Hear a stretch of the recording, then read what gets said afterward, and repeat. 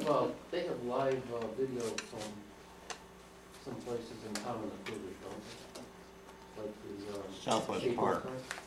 Yep, some government buildings. Oh, maybe you could do that in this place. And we'll even see these. Yeah, I'm not gonna comment on that right Okay, the next item is the budget. Chief, I'll let you lead the charge on this. Okay, you received the packets last month. I don't know how you'd like to go through it with specific questions, or you want to go by section, or... Maybe just kind of an overview of the increases Yeah. first. Well, obviously, the first thing that jumps out is a 17.75% increase in the budget from last year, so pretty significant. And that's broken up into a couple main areas. One is additional personnel. In the budget, we're looking at the creation of a lieutenant position, a commander of sorts of patrol, 2 new patrol officer positions, one starting at the beginning of the budget year, July 1, and the other one proposed for the start date of January 1. So it would have a 6-month impact on the budget in lieu of a full year impact. Part of that would be realistically gearing up and hiring is going to take some time anyway. So, and also personnel-wise, includes an upgrade of a part-time records clerk to full-time status. Right now, there's a huge amount of work being done by two civilian records, or really a chief secretary and only 1 records clerk. There's currently no redundancy in who's doing what there. And they handle everything from protective orders, to reports, to pistol permits, to background, FOI, records, payroll. So a huge amount of work goes through there. And really, we're not up to standards with those, with just the amount of personnel that we have. So that's the personnel increases. So obviously that's a significant portion. Do you have dollar amount? Depends on what section, because it's sort of broken down. Okay, I'll get it. Yeah, I can provide you that. The other area is training, and that's 1, 2, 3, 4, 5. If you look on that front sheet, the spreadsheet, the 5th one down, EDU and training, you see a 44.8% increase. That's amazing, I went over that quite carefully. Everyone has to shoot over 1,000 rounds per year. Over 1,000 rounds. Right. Good God. I don't know if you brought that from, I think you're missing, and I don't have an extra. If you want to look, you can look on here with me if that make it easier. Is that mandated, Chief, 1,000 rounds? It's, the actual number's not mandated, but what you have to do is mandated. So that number, if you look at everything that we should be doing, the bottom line is the department's been deficient in training for quite a few years. Okay. Firearms is just one of the areas. Yeah, but, you know, every time, they have to shoot about 300 or 400 rounds. Well, a day of qualifications alone is about 250 rounds. Yeah, So- well, that just for the one type of ammo. Then you gotta use the ammo they use it every day. One for practice. You know, it seems to be, can't you use the practice ammo? Well, for qualifications, you do use the practice ammo. But then you gotta use the real ammo, same thing. You There's double no use no it. requirement for that, but Pardon me? there's no requirement for that. Yeah, I'm saying, So- that would cover a big, a few thousand anyway. Yep. Realizing the chief just said to qualify, you need 250 rounds. It's an average of 12 a week. No, look at the overall thing, it's about 1,000 rounds. Yeah, but it's 20 a week. It's significant, but you wanna have that training in case you ever have a shooting too, because the Okay, I ramifications of not doing understand, I proper understand. training. But you Yeah. got training ammo, and you got the ammo that they carry on the sidearms, Yeah, you got Now, rifle what- ammo now, you have, training ammo, then you got the shotgun, then you got the rifle. and there's things that haven't been done in the department for many years. There's tactical training, low light shooting that should be done that hasn't been done as Okay, far as I I- can tell for many years. I just If made a ever. comment, I'm gonna go along with it, Okay, okay, just to let you know. so these are all things that could come back and really be a liability for the town down the road. I've also included in there some supervisor training, which has never been done, which is greatly needed in the department, especially as we promote a whole new cadre of first-line supervisors. So that went up from 79,000 to 114,000. So it's significant, but the 44% increase, I think, makes it sound worse than the actual numbers, but there's definitely an increase in that line. It's only the 115 to the full increase. Right. That's not too bad. How about cars? Cars, we went today to capital improvement for 4 vehicles. That is not in here, Yeah, I thought. so we requested 4 cars, 4 new cars. What the outcome of that's going to be, I'm not sure. But our fleet is is pretty aged and causing a lot of issues and maintenance issues, and also safety issues, because you're getting patrol cars in the 80 to 100,000 mile mileage range, and those are your line vehicles that are responding either or involved in pursuits or responding to emergency calls. And quite frankly, some of them are, I use the analogy, they're handling like old shopping carts, so, and that's a problem, so. We've got 37% increase right there on the maintenance. the maintenance, right, right. With respect to, if it were, say, perfect world, how often would you rotate out a car? You buy one now, how many years would you expect to use that? Probably as a- 3 to 4 years, depending on how mileage goes, and that's something we gotta watch over the next year. You know, part of what we're trying to do is more proactive patrols, which is obviously gonna add more mileage. I picked up it's about 40 miles a day per car. I mean, real rough, you know, ones that use a lot. Is that typical, 40, 50 miles a day? Yeah, that's actually fairly low. I mean, granted, the scale of the town is smaller, but you're talking about a vehicle being used, through 3 shifts, every day of the week, I so. thought that was kind of low. Yeah. And also what you just said about the age of the fleet, I mean, I don't consider that we have 3 current cars. We have 9 that are what I call middle-aged, and we have 6 that are ancient. Right, They're ready for the yeah, antique place? yeah. And actually, those miles are already, because this was done, 2 months ago, they're already more current. But they're like another 5,000, 3 to 5,000 above those, so. It's one of those things, if you don't keep current with it, then you have a situation where you have get a bunch of cars one year, and it's causing. What this doesn't indicate either, is there's a lot of idling time. It's really Yeah. hard on That's this, you right. don't see that much. Yeah. There's a ton of idling time, that's right. I think we crunched the numbers too, and kind of came up with a number of 27,000 miles per year. That's what the productivity, between 27 and 30, that's what we can expect to put. That's kind of a guesstimate now, and I like to see what we should be seeing. So that pushes it up Right. around 7. Right.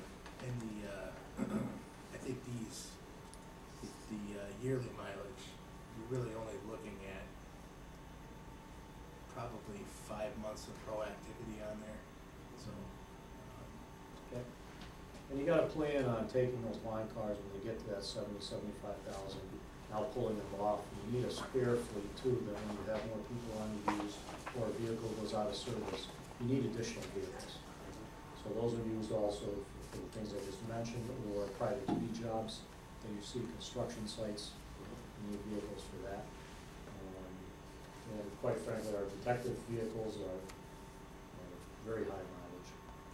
Chief, we We get money from the contractor when they hire us. That's correct. They rent the car. Right. Not only are they paying for the officer, but they pay for the use of the vehicle too. Where does that go, the general fund? General fund. If it doesn't help. That's right. Right. How many liabilities? Right.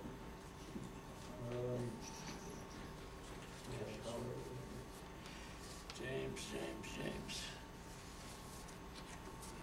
Any other lines that are, In the budget for personnel, okay, how many captains do we have in the budget? We used to have 3, do we still have 3 lines for captains? Not we have one detectives, I mean, detectives, I'm sorry. we have a total of a detective sergeant and 2 detectives. Okay, so we only, well, right now, we only have 1 currently working. Correct. So we have a vacancy that just came about, and we've had one that was never. Correct, Okay, with the intent to fill those. yeah, I understand. Intent I is just you're- want to know where right. we are. So, we are short people right now because of retirements. So that will have, I guess you could say, a positive effect on the current budget for our salary line. How many people do we, how many sworn officers, including you, do we presently have? 25 that were allotted, Oh, yeah, but how many do we actually have bodies? 19. So, So, we're 6 down. okay, that's a lot.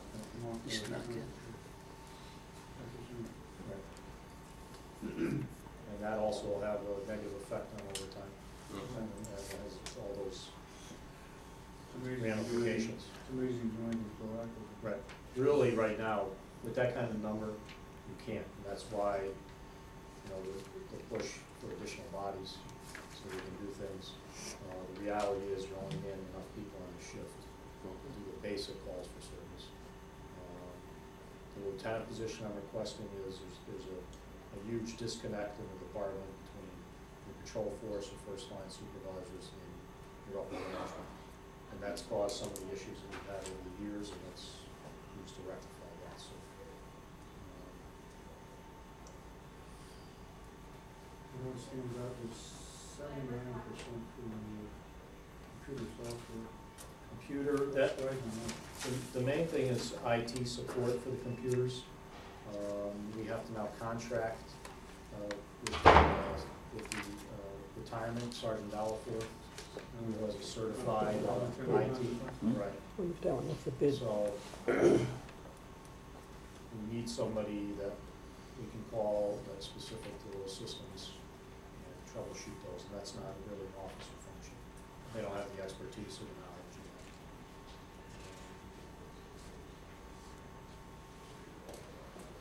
And that's a $24,000 increase in that line, drives that 79%.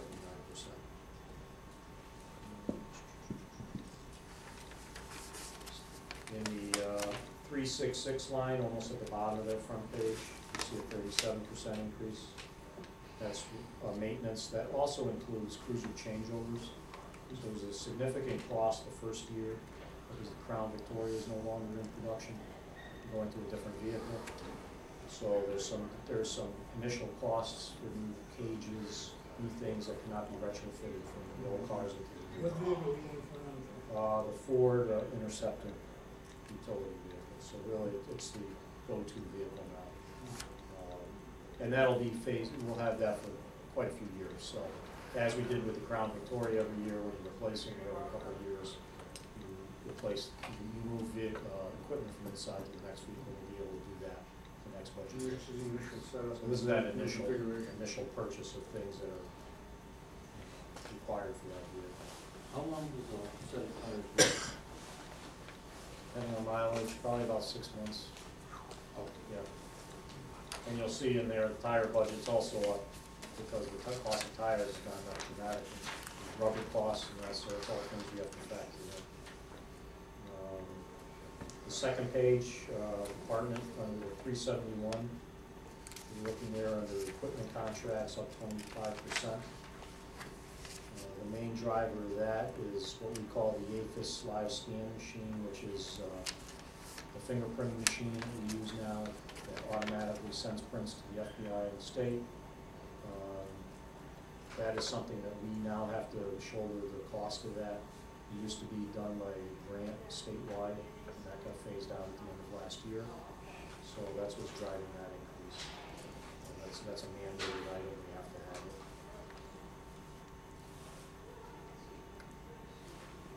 Clothing? Clothing, under 380. That driver is new officers, our new hire kits, because we've had the retirements, and our proposed new positions.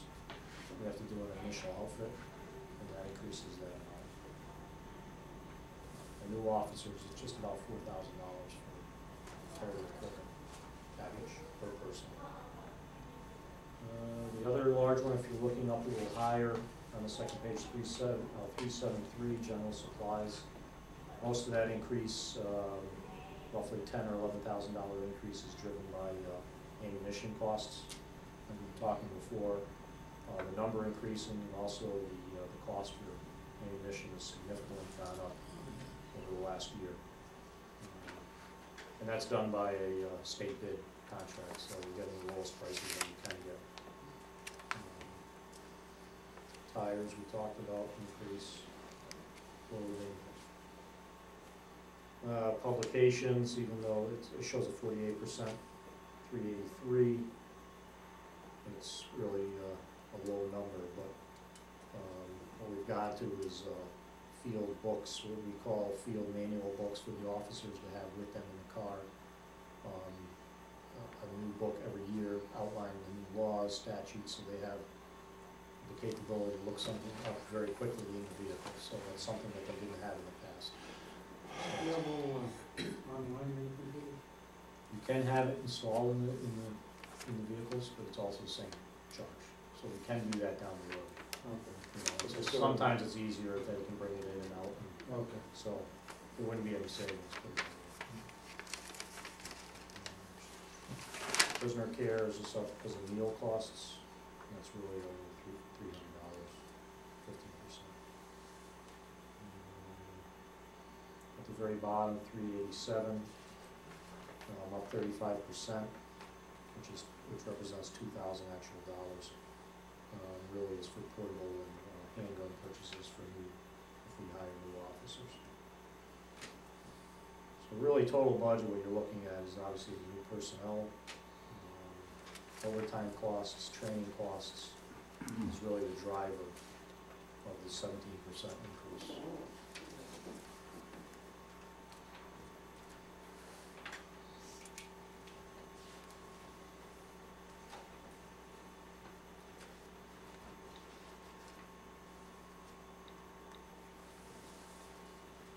Are we gonna go over these? We can if you want to. Well, I did, I just kind of thought and didn't know any questions in it. That you may or may not want to alter the page for the presentation. Okay. Yeah, So.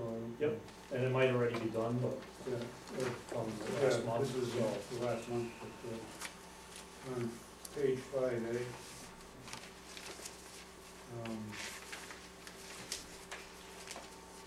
The first one there, we talked about a mandatory registration of 52 hours every 3 years. And then as you go through this, there's all these other certifications. I mean, is there a specific, we talked about different mandatory certifications on 5B and, Yeah, you know. this is, So this is, it looks like a general certification. What does this actually cover? this is a required every opposed to the other 3 ones. years that each officer has to attend a 40-hour or 52-hour, I believe, 52 training hours. session. That's a classroom What do we that they're train required on? to keep post-certification. So that's something we have to send, and we're charged for that. Yeah. The point I'm trying to make is that if you're making this presentation, the Board of Finance and equipment document in front of them, and you're seeing mandatory certification, and then you're seeing mandatory mandatory DAR recertification. There's no, you're not It's a breaking it out, general so it may mandatory raise a question in your mind, Yep. that's all I'm saying. Okay. It's a post requirement. That's Right. what it is. A little bit more that covers as opposed to the other certifications that are required. And then down on the bottom, it says mandatory firearm verification, 16 hours per year in the headline. And then 2A talks about 26 officers at 32 hours. Is that a conflict?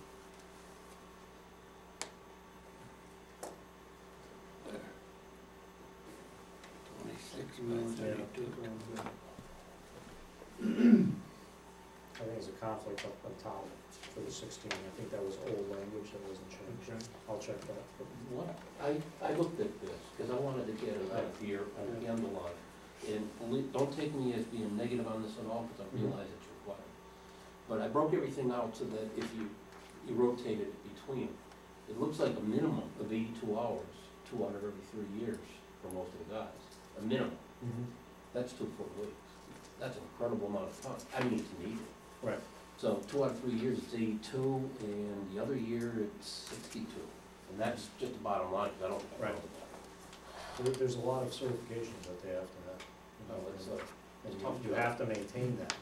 Yeah. Otherwise, you're opening yourself up to a lot All of kind of losses. So, there's no doubt, I mean, and there's different things, there's the toxilizer, MRT training, medical response training, as first responders that we have to have. Can I go back to 5B?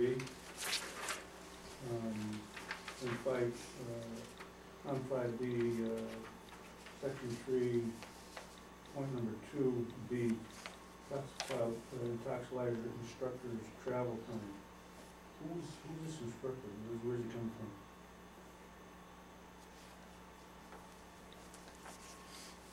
You're charging 2 hours, no, this is Nitnoid, but.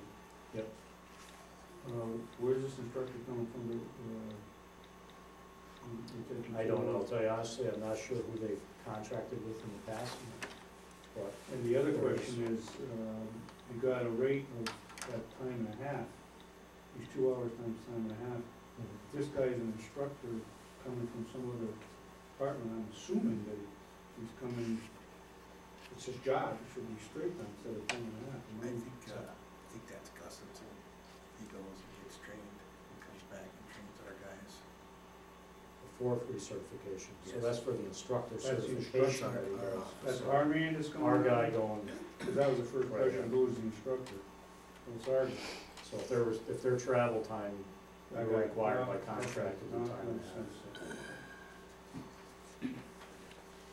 And,